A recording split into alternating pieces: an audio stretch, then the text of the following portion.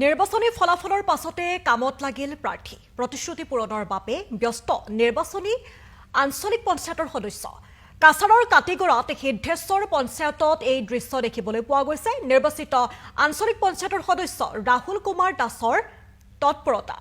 এবাৰ আৰম্ভ কৰিছে সিদ্ধেশ্বৰৰ হনুমান মন্দিৰৰ গম্বুজৰ নিৰ্মাণ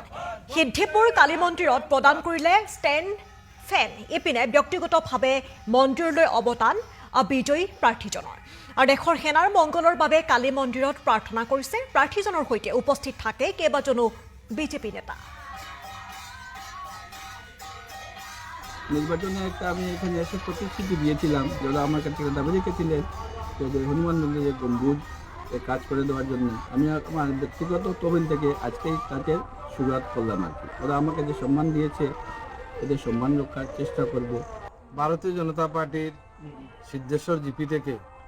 আঞ্চলিক পঞ্চায়েত পদে বিজয়ী হয়েছেন আমাদের দলের প্রার্থী শ্রী রাহুল কুমার দাম। উনি ওনার নমিনেশন পাওয়ার পর যে নির্বাচনে মানুষের ঘরে ঘরে গিয়েছিলেন এবং বিভিন্ন সভা সমিতি করেছেন। সিদ্ধেশ্বর দ্বিতীয় খণ্ডে উনি যখন সভা করেছিলেন তখন উনি জনসাধারণ ওনাকে বলেছিলেন যে এখানে একটা হনুমান মন্দিরের গম্বুজ করার জন্য। তখন উনি বলেছিলেন যে আমি নির্বাচনে জিতার পরের দিনে আমি এসে এই গম্বুজের কাজ শুরু করব। উনি ওনার কথায় অনড় রয়েছেন, তার জন্য আজকে এই জিপির দলের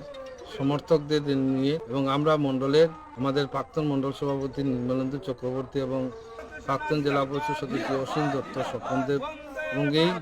জিপির দলের বুথ সভাপতিদেরকে নিয়ে এখানে এসেছেন।